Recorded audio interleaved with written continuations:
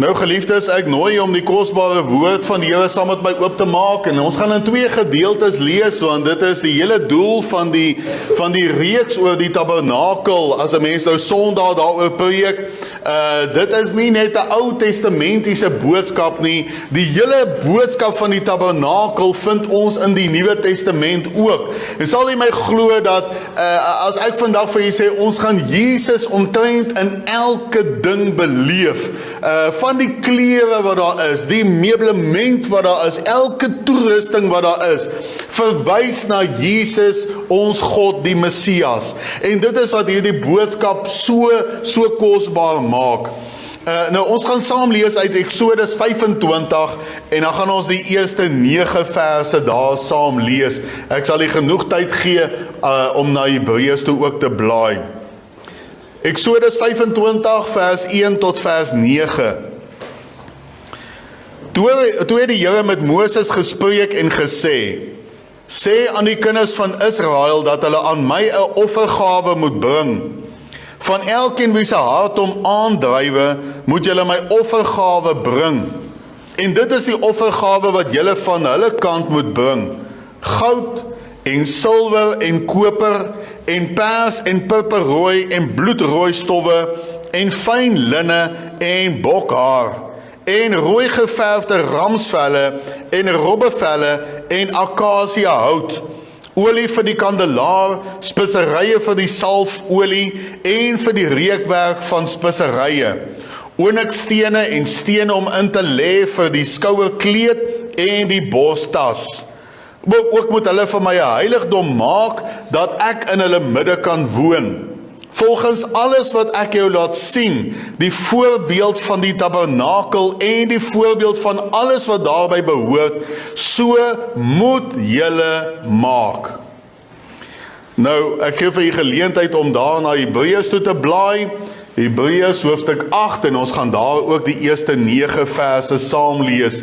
Net terwyl jy daarin blaai, jy het gesien dat die Here het vir Moses uitdruklik gesê, so moet julle maak.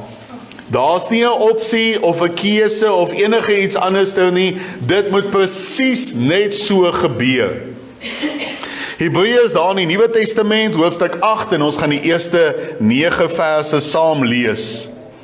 Die hoofsaak nou van wat ons gesê het is dit: ons het so 'n hoëpriester wat gaan sit het aan die regterhand van die troon van die majesteit in die hemele, 'n bedienaar van die heilige dinge en van die ware tabernakel wat die Here opgerig het en nie 'n mens nie. Want elke hoëpriester word aangestel om gawes en offers te bring. Daarom moes hy ook iets hê om te offer. Want as hy op aarde was, sou hy self geen priester wees nie, omdat daar priesters is wat volgens die wet die gawes offer.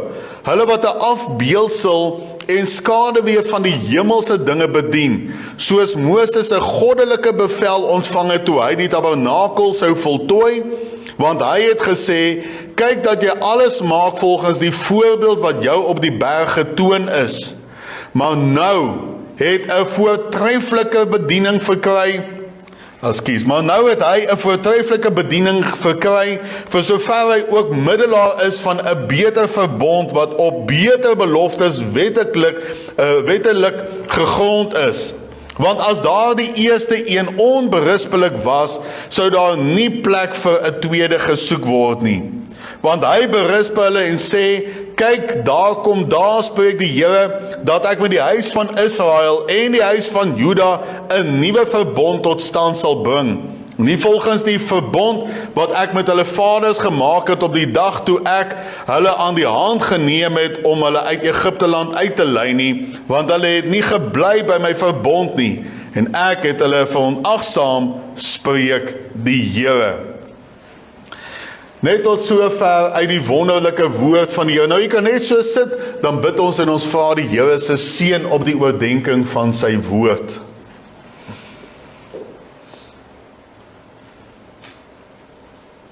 Hemelse Vader, ons sal vanoggend vir U vra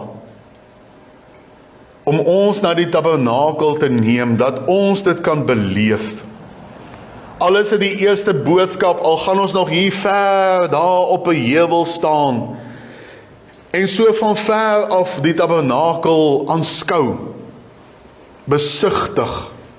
Kom bid ons, o Heilige Gees, dat U vandag ons sal wys, wat wil U vir ons sê? Wat is die doel van hierdie boodskap? Kom seën ons asseblief. Kom beweeg hier tussen ons. Kom help ons gedagtes wat so maklik dwaal en die ou Satan wat die saad wil oppik. Ons kom bid, o Heilige Gees, dat U ons nou sal deurdra. Dat ons hier sal uitstap en sê, waarlik, die Here was vandag hier. Ons bid dit in die lieflike naam van Jesus. Amen. Nou geliefdes, as ek so nou denking, wil ek daardie woorde aan U voorhou. Kyk wat sê die Here God self vir ons as mens. In Eksodus 25 vers 8 sê hy die volgende: ook moet hulle vir my 'n heiligdom maak, dat ek in hulle midde kan woon. En dit is die hele doel van hierdie boodskap, is dat die tabernakel 'n plek is waar God hier onder ons wil werk, hier onder ons wil beweeg. En ek wonder hoe lyk U tabernakel? Nou as 'n mens so deur ons land beweeg en dan kyk 'n mens so na al die mooi kerkgeboue, nou deesdae is dit iets wat so 'n bietjie uitsterf. Vandag is dit maar, jy weet, 'n ou saaltjie of 'n plekkie, en ons is dankbaar ook vir dit, maar as 'n mens nou kyk veral hier in die 1800s en die vroeë 1900s, hoe dat hulle 'n prachtgebou daar geplaas het wat genoem is die Huis van God. Ek verstom my altyd, veral as mense daar in die Kaap so bietjie gaan rondloop daar, en daar woeste en daar die plekke waar mense soos Dr. Andrew Murray al gestaan het en daar lewens uitgebreek het, en dit verstom my altyd so. En dan dink 'n mens ook hoeveel beplanning het voor die tyd ingegaan, want daar was 'n doel waarom daardie kerkgebou op daardie spesifieke area gebou is. 'n hele beplanning rondom dit, nie net die planne wat opgetrek is nie, maar ook die mense wat besin het, waarom hier? Hoekom moet ons dit doen? Daar was 'n doel met dit alles gewees.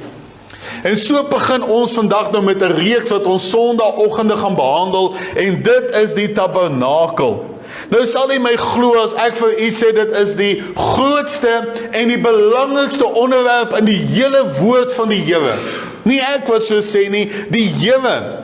Want ons kry dit in die Ou Testament, ons kry dit in die Nuwe Testament. Daar is meer as 50 hoofstukke in die Bybel wat verwys na die tabernakel. Dit is 'n kosbare boodskap, en as ek sê die belangrikste boodskap in die Bybel, dan is dit omdat dit verwys na Jesus. Alles verwys na Jesus. Die tafel met die toonbrode verwys na Jesus. Die goue kandelaar verwys na Jesus. Die koper waskom verwys na Jesus. Die brandofferaltaar, alles verwys na Jesus. En nou verstaan jy hoekom sê ek, dis een van die kosbaarste boodskappe in die Bybel. Nou wat was die tabernakel? Dalk is ons almal nog maar kindertjies vandag, en ons het dalk nou nie mooie idee wat is die tabernakel nie. Nou ek het nou julle 'n baie groot guns gaan doen, en nou gaan ek vir julle wys, hoe lyk die tabernakel?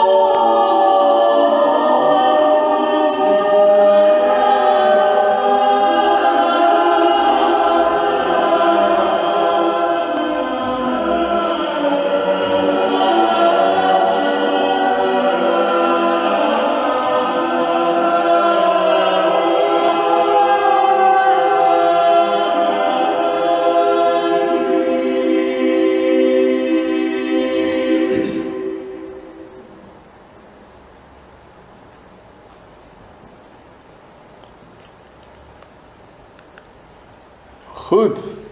Nou ja, dit is die tabernakel. Dit was 'n tent wat daar was, wat van lappe gemaak was, en elke kleur, elke een van daai altare met die ou horinkies wat daarop is, elke een van dit, het die Here vir Moses presies gesê, hoe moet dit lyk, hoe lank moet elke dingetjie wees, wat 'n kleur moet dit presies wees, alles, dit is God, wat die argitek is van die tabernakel.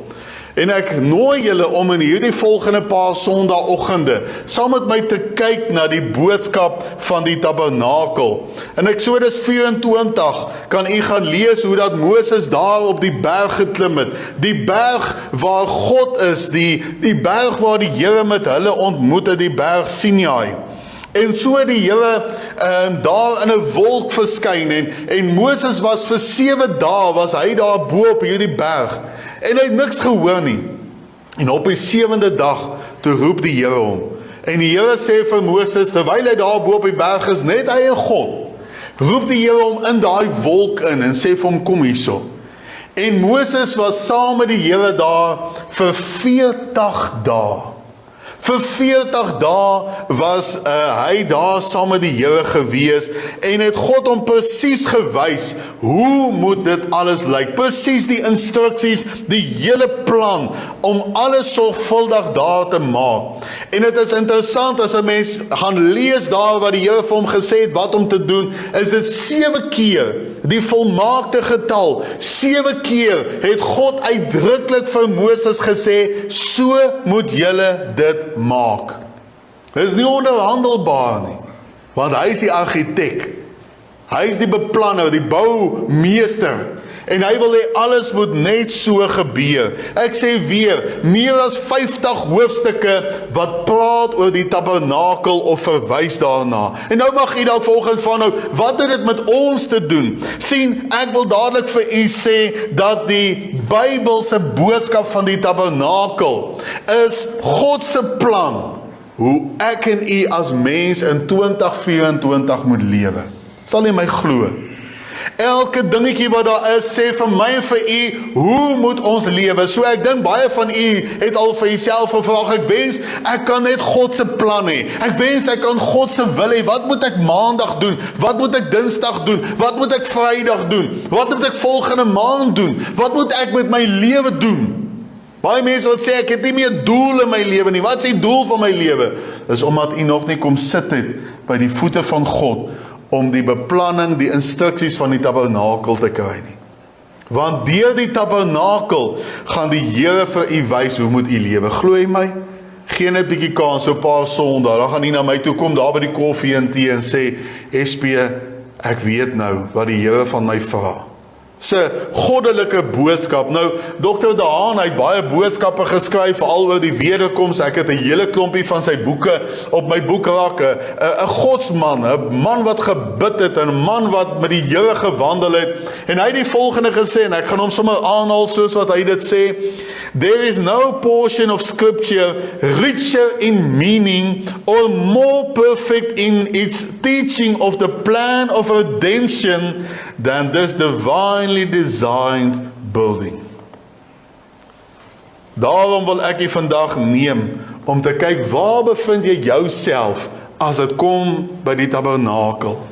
Waar bevind jy jouself? Jy sal sien in hierdie dienste wat ons gaan behandel, daar's mense wat nooit ingaan in die tabernakel nie. Jy het gesien, daar is nou daardie lappe wat rondom was, en hulle was so hoog gewees, dat as ek buite kan staan, kan ek nie oorkyk nie. Daai lappe, ek gaan presies vir u wys, want die Here gaan vir ons wys, hoe hoog dit moes wees en alles.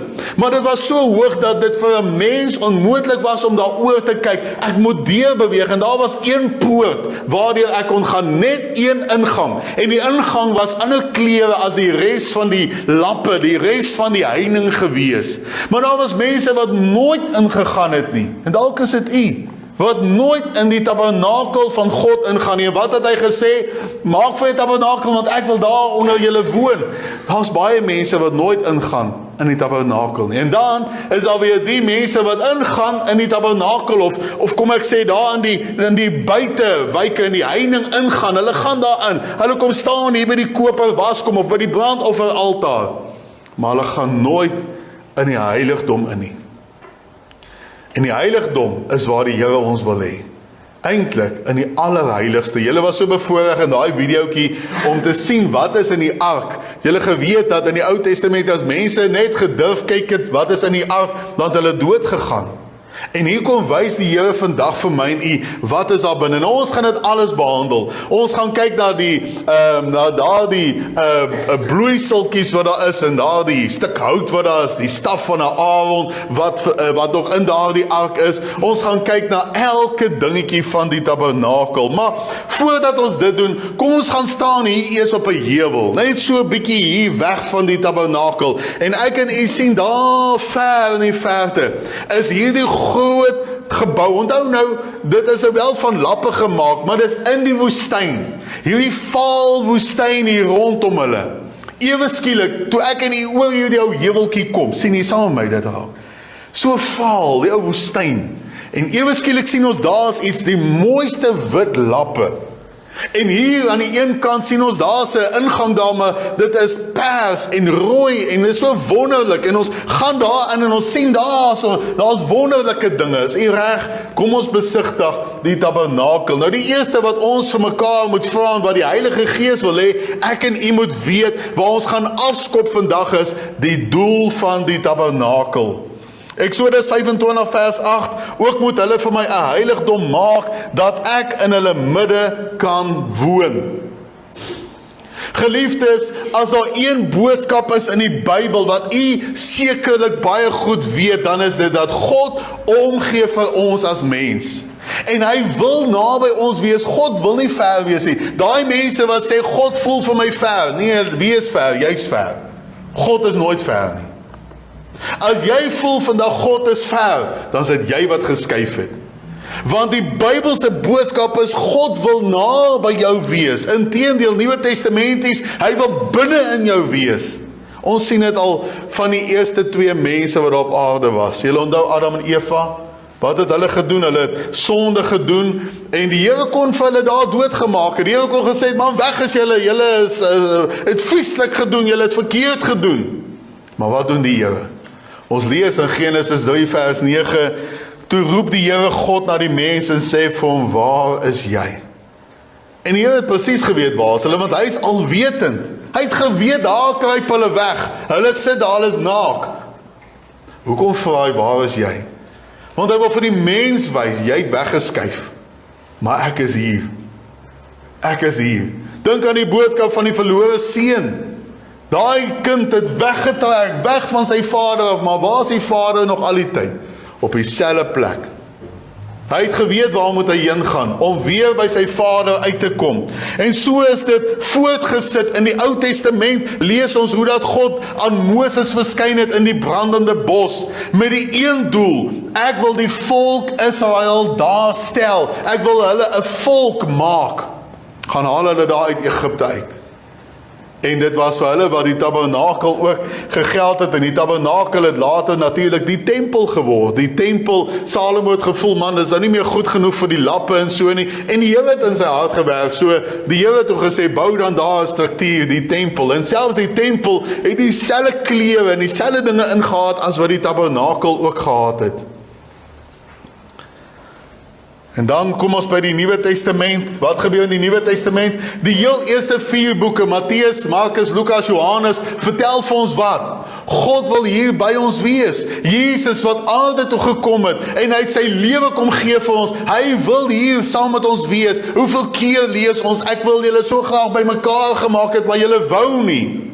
So die Here is die heeltyd die een wat terugkom. Hy is die heeltyd die ene wat daar is. En dan in Handelinge, die hele res van die Nuwe Testament, wat lees ons daar?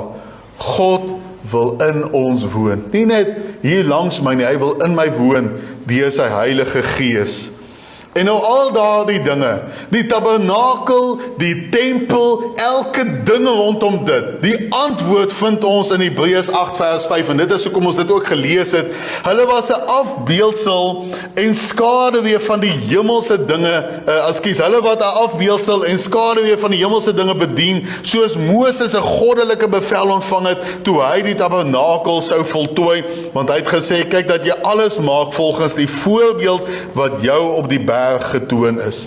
So die Hebreërs skrywer sê vir ons al daardie dinge, elke kleer, elke lappie, elke dingetjie, is maar net 'n skaduwee van die ware. Wat is die ware?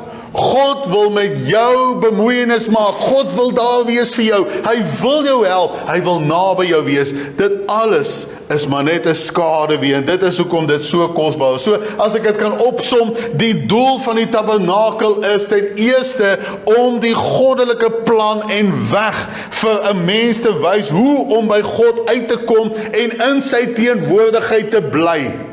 U gaan dit beslis sien. Hoe om by God uit te kom en om in sy teenwoordigheid te bly, want ek dink daai in sy teenwoordigheid te bly ten volle is 'n probleem in ons lewe soms. Maar dan ook die tweede, om toegerus te word met sy krag, sodat ons diensbaar kan wees, met ander woorde om vrug te dra.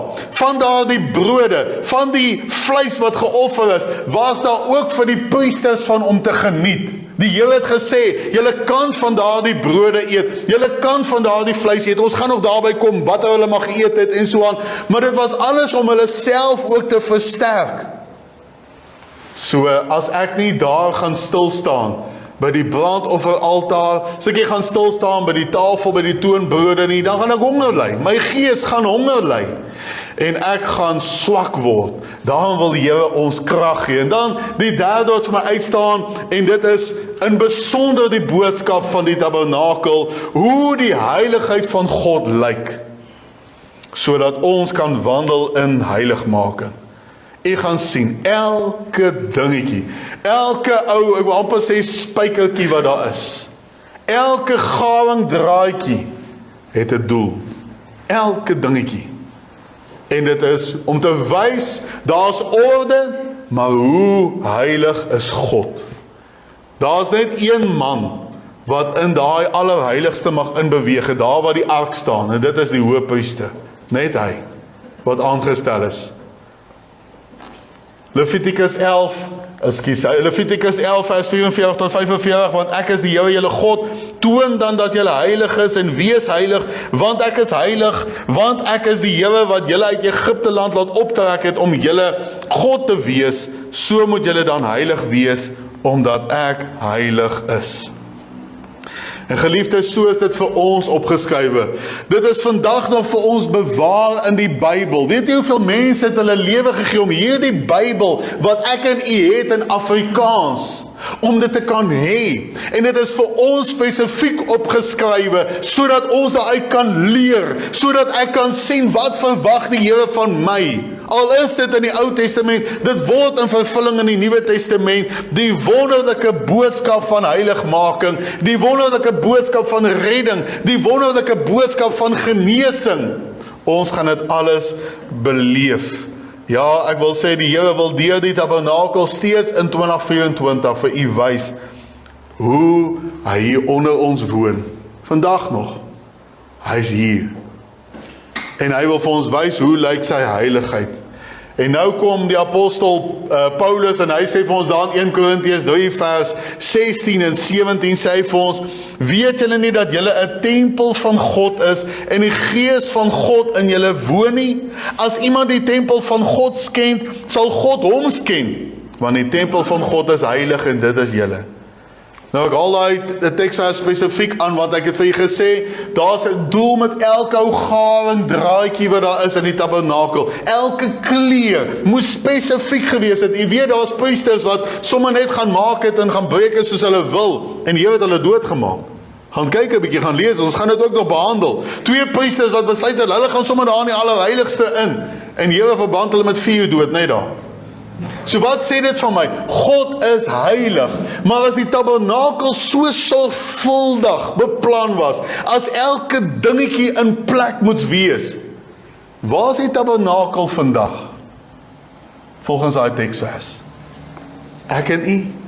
Weet julle nie dat julle die tempel is nie? So die Heilige Gees, kom ons haal bietjie net 'n woord uit en ons sit hom daarin. Weet julle nie dat julle die tabernakel van God is en dat God in julle woon nie?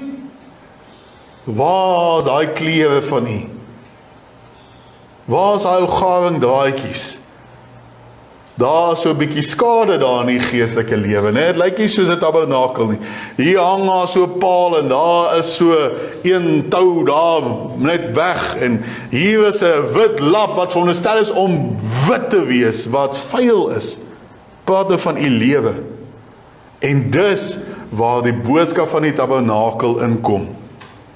Dit laat dink my aan die mense wat met 'n vliegtuig gevlieg het en hulle val toe daar naby 'n eiland daar in die see en gelukkig is hulle naby aan die strand en hulle swem daar na die strand toe en hulle weet, hulle het al baie stories gehoor van hierdie spesifieke eiland. Daar is eilandbewoners, jong, hulle maak sommer almal vir die voet dood en hulle, jy weet, sny jou op en al sulke dinge en hulle is vreesbevange, hulle is bly hulle lewe, maar hulle is vreesbevange. En hulle stuur enetjie uit en hy sê, jong, gaan kyk daar of jy enige lewe sien. En so is hy daar aan en daar so 'n berg daar so en hy gaan klim op daai berg en hy skree daar van bo af en hy sê vir hulle, julle, toe maar, kom maar, is veilig. Ek sien daar is 'n kerkie hierso. Nou die gedagte is, as daar 'n kerkie is, moet daar mense wees wat God dien. Dan sal dit veilig wees. Maar so moet ek en u wees. Mense moet nie net hier kerkgebou kan sien nie. Hier is baie kerkgeboue in Rustenburg. Wat beteken hulle? Nie veel nie. Wonderlik dat daar aanbiddingsplekke is. En ja, hierdie is die huis van die Here. Maar waar is die tabernakel? Die ware tempel van die Here. Hier sit hulle. Hier sit u. Hoe lyk u lewe? En dan wonder ons hoe gaan dit so in Suid-Afrika. En so wil die Here by u kom woon in sy volheid en ek wil weer sê as ons al hierdie materiaal sien en as ons alles sien dan weet ons daar's 'n doel met dit alles. Dit is nou min of meer hoe die tabernakel dan nou lyk, maar ons gaan elkeen van daardie kleure en elkeen van daardie meubels behandel. Maar nou mag ons vra, goed, ons weet wat is die doel. God wil met ons werk, hy wil hier binne ons woon en hy wil my gebruik. Dis alles reg en ons gaan dit ook nog behandel in hierdie reeks wat ons Sondagoggende gaan behandel. Maar nou is die volgende vraag, waar kom al hierdie dinge vandaan?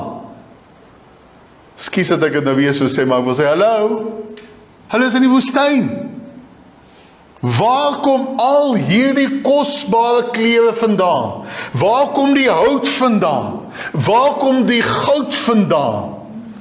Daarom wil ek u neem na ons tweede gedagte. Die oproep vir vrywillige offers. Eksodus 25 vers 2 sê aan die kinders van Israel dat hulle aan my 'n offergawe moet bring. Van elkeen wie se hart hom aandrywe moet julle my offergawe bring. So die Here sê vir Moses, luister, daai klomp, daai Israeliete, laat hulle bietjie uithaal en wys. Nou waar het hulle dit gekry? Ek meen, hulle kom nou net uit Egipte uit. So waar het hulle nou die goud en die silwer en al hierdie dinge gekry? En selfs hout en al hierdie mooi lappe, waar het hulle dit gekry? Wel, ons lees waar het hulle dit gekry in Eksodus 12 vers 35. En die kinders van Israel het gehandel volgens die woord van Moses. Hulle het van die Egiptenaars silwergoed en goue goed en klere geëis. So hulle het daai Egipte land, onthou hulle was hier by die 2, 3, 4 miljoen mense en hulle het hulle hout saamgevat, hulle het daarso klere saamgevat en lappe, alles wat hulle daarso sien. Hier is nog plekkie vir dit en ek sien daar is 'n ou tannetjie, sy het 'n rugsakkie daar, sy druk nog ietsie daarin en hulle vat al hierdie dinge. En ek dink hulle was so bly om te weet, ag, al is ons hier in die woestyn, man, ons is ryk, ons het baie, ons het goud en ons het alles. En wat vra die Here toe vir hulle? Kom gee vir my. Kom gee vir my dit wat vir julle so kosbaar is. Hulle het dalk gedink hulle gaan iewers dalk iemand kan omkoop. Dalk van daai nasies wat hulle wil kom aanval. Nee, wat ons gee vir hom so 2 miljoen goudstawe of iets, nee, wat hy net kan stil bly. En wat doen die Here? Die Here sê nee, julle moet net op my vertrou. Daarom wil ek al daardie dinge, al julle ou beleggingkies, ek wil alles hê, en het beteken nou nie net geld nie, ek wil julle alles hê, selfs van die lappe wat hulle gehad het om nou klere mee te maak. Hulle het die klewe gemaak toe vir hulle nie. Julle weet natuurlik, daar's 'n teksvers in die Bybel wat sê vir 40 jaar het hulle klewe nie verslyt nie. So dit sê vir my dat hulle het nie klewe gemaak nie. Waar was hy lappe? Tabernakel toe. Om hy alles op die altaar vir die Here. Alles daar vir die Here. So die tabernakel kon net opgerig word as hulle gegee het. Dink gou vir 'n oomblik daaraan. As hulle nie gegee het nie, was daar nie 'n tabernakel nie. As daar nie 'n tabernakel was nie, het God nie onder hulle gewoon nie. As God nie onder hulle gewoon het nie, dan was hulle nie meer lank 'n volk gewees nie. So hulle moes gee. En nou is dit interessant. Ek wonder waar is daai Israeliete vandag? Toe Moses nou daar vir hulle sê, hey, julle luister, die Here sê, hy soek daai goud en silwer en al daai kosbare goed wat julle het. Wat sou ons gedoen het vandag? En wat sou julle nou doen? En ek verwys nou nie na geld nie, maar net gou so 'n gedagte. As ek nou hier vandag sou staan en sê, luister, die Here vra, hy soek alles wat aan jou bankrekening is. Jy moet dit vandag bring. Wat sal jy doen? Ek kan nie sê wat gaan ons doen. Ons gaan almal, nee, daai kerk sien my nie weer nie. Nee, daai Moses jong, wat gaan nou aan met hom? Maar is interessant.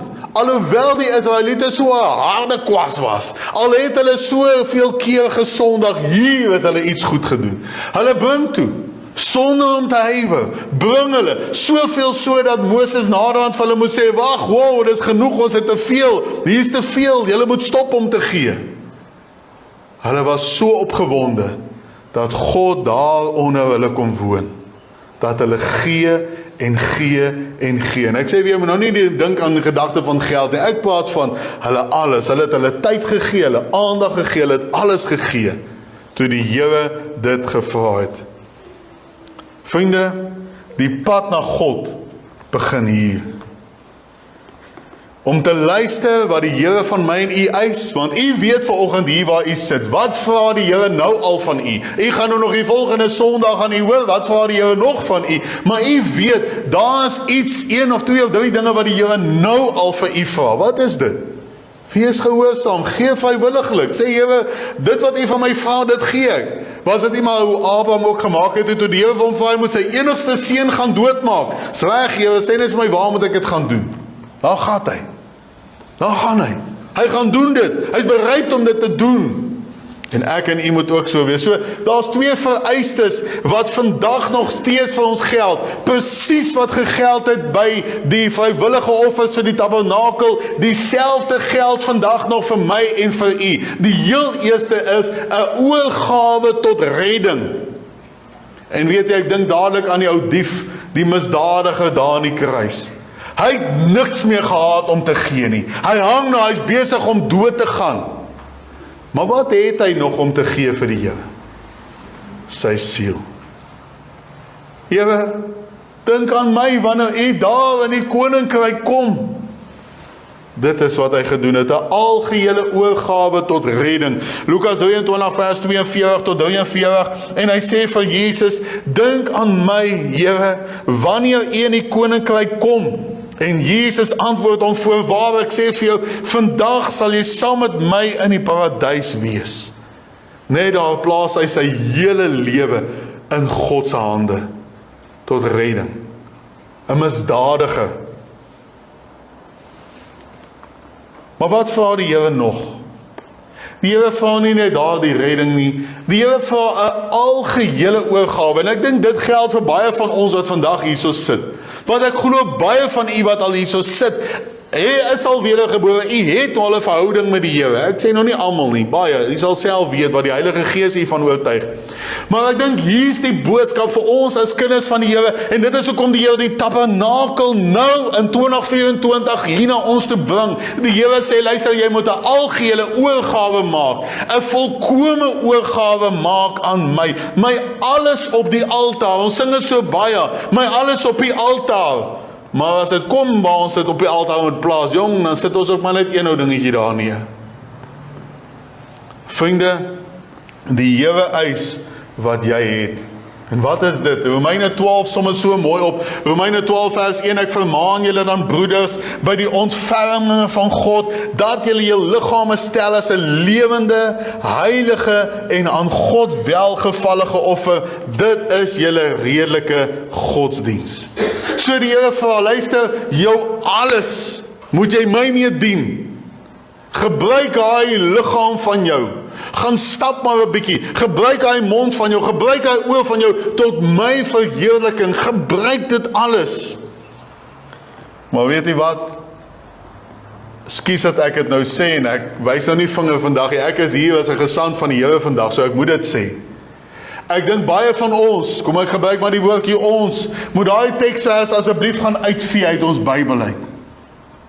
Want hoe maklik gebeur dit, dat hierdie ou liggaam van my sê, nee man, slaap nog 'n bietjie, lê maar. En ek maak nie my afspraak op 'n Sondagoggend met God hier nie.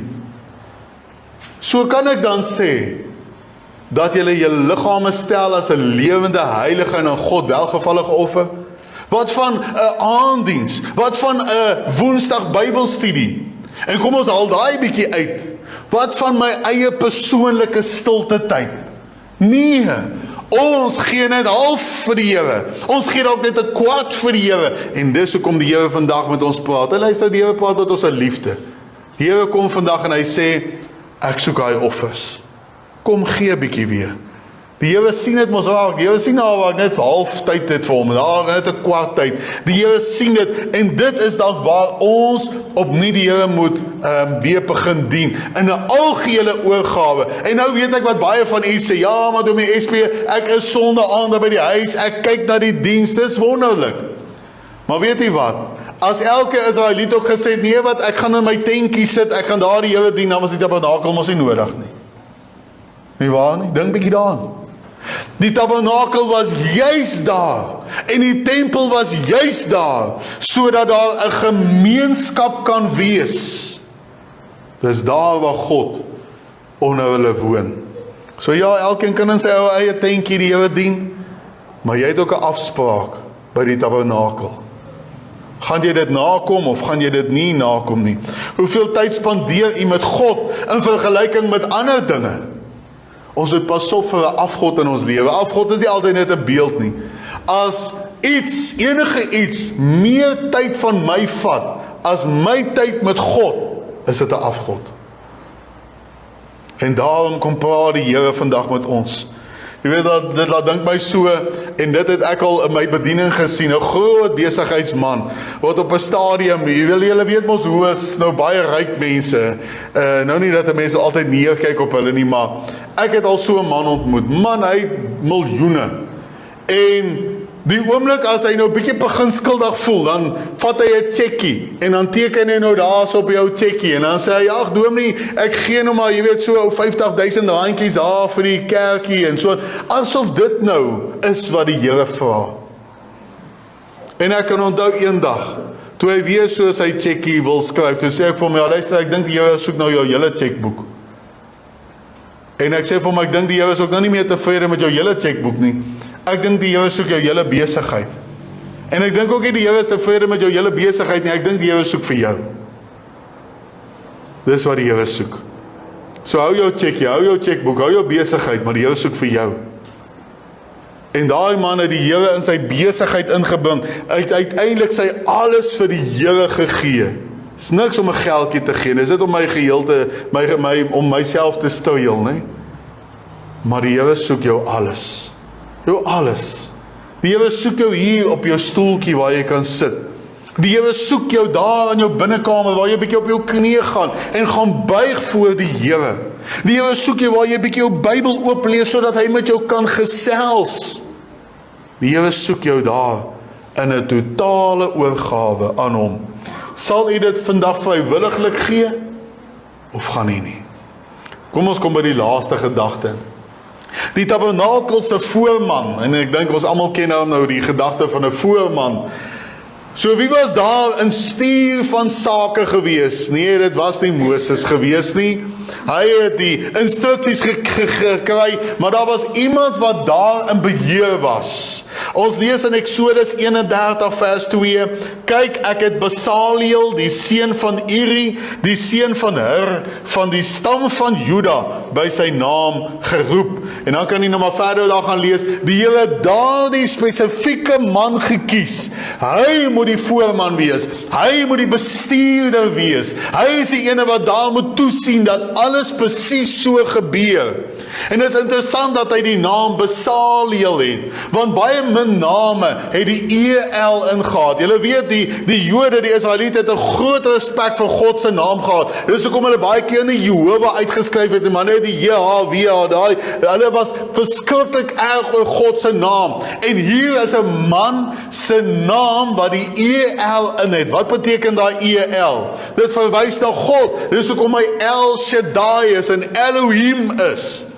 So dit sê vir ons iets, en ons gaan nog later kyk weer na Besaliel, so hou dit 'n gedagte, dat hy het hierdie goddelike naam, en nie net dat hy 'n goddelike naam nie, hy was ook uit die stam van Juda uit. Uit wat se stam kom Jesus uit? Uit die stam van Juda. Ja, en hy moes toesig hou, en hy was vervul met die Heilige Gees om daai taak te doen. So daai mense wat sê, jong nee, die Heilige Gees is net Handelinge 2 en so, nee, is al in die Ou Testament, Exodus 31 vers 3, en ek het hom vervul met die Gees van God, met wysheid en verstand en kennis en bekwaamheid vir allerhande werk. So hier is 'n man, en nou verstaan julle hoekom hy uitgekies was. Sekerlik het hy hulle oorgawe aan die Here gemaak, want die Here gaan nie iemand uitkies wat nie 'n algehele oorgawe maak nie. Hy het 'n algehele oorgawe gemaak, en die Here kies hom. Sê, ek gaan hom vervul met my gees. En hy was nou nie soos die voormanne van vandag nie. Julle weet hoe maak 'n voorman vandag? Hy kom, gaan doen daardie werk, gaan doen daardie werk. Nie hierdie man nie. Nee, hy het self ook gewerk. Ons lees in Exodus 37 vers 1, en Besaliel het die ark van akasia hout gemaak, 2,5 L. Nou 'n L, julle gaan baie hoor van 'n L. 'n L is omtrent hier van jou elmboog tot by die punt van jou vinger. So min of meer 'n halwe meter. Dit is maar min of meer hoe ons dit uitwerk. Goed so, en Besaliel het die ark van akasia hout gemaak, 2,5 L was sy lengte, en 1,5 L sy breedte, en 1,5 L sy hoogte. Het is interessant dat hy alleen hierdie kosbare ark van God gemaak het. Besaliel. Nou weet jy aan wie laat dink Besaliel my? Aan die Heilige Gees. Hy het hierdie goddelike naam uit die stam van Juda, en hy is vervul met die Heilige Gees. So waarna dink dit my? Nuwe Testament is, as ek nou sê, ek en u is ook die tabernakel van God, dan het ons ook mos 'n voorman, en ek sê dit met groot respek, daai woord voorman, met 'n hoofletter V, voorman. Wie is ons voorman? Wie is my bestuurder? Wie is dit veronderstel om te wees? Die Heilige Gees. Dit is hy, en weet jy, die Heilige Gees, as hy nie in ons harte woon nie, kan ons niks doen nie. En weet jy wat is interessant, die Heilige Gees wil nie net my laat werk en dinge doen nie, hy werk saam met my. Hy doen ook dinge, presies soos Besaliel gedoen het. En hy werk nou nog in mense se lewens. Handelinge 1 vers 8, maar julle sal krag ontvang wanneer die Heilige Gees oor julle kom. En julle sal my getuies wees in Jerusalem, sowel as in die hele Judea en Samaria, en tot aan die uiterste van die aarde. So sonder die Heilige Gees sal ek en u nie die werk kan doen wat ons veronderstel is om te doen nie. Dis baie belangrik. Ons het die Heilige Gees nodig om die tabernakel, my geestelike lewe, in orde te hê. Elke kleur, elke garingdraadjie, alles. Ek het die voorman in my lewe nodig, die Heilige Gees. My vriende, ek wil vandag vir u sê, ek dink daar's 'n rede waarom die Here hierdie boodskap weer na ons toe bring in 2024. 'n ou boodskap wat die Here na ons toe bring. Weet jy hoekom dink ek bring hy dit? Ek dink die Here gaan nog 'n laaste herlewing stuur voor sy wederkoms. En mag dit hier gebeur. Het kan hier gebeur. Gaan kyk maar die groot herlewings by klein groepie mense begin. Baie herlewings het al by 2 of 3 mense begin. Kyk hoeveel is ons hier vandag. Die Here kan hier begin. Die Here het 'n afspraak met u die volgende Sondagoggend en ek wil sommer klaar sê, as iets voorval, gaan asseblief in daai week en gaan volg op, sodat u nie mis nie. Dis hoekom ons dit ook opneem. Dis daar op Facebook, gaan kyk, dat u volgende Sondag weer hier is. Maar weet u wat? Die Here roep u vandag. En die Here sê, luister my kind, ek wil ten volle in jou lewe wees. Ten volle. Vergeet van die politieke partye. Hulle gaan jou nie kan help nie. God gaan jou help. God gaan jou help. En hoor jy sy stem wat vandag sê, my kind, ek wil jou ten volle gebruik. Maar dan moet jy ook ten volle oorgee aan my. Die wonderlike boodskap van die tabernakel. Amen. Kom ons sit net so, dan bid ons saam.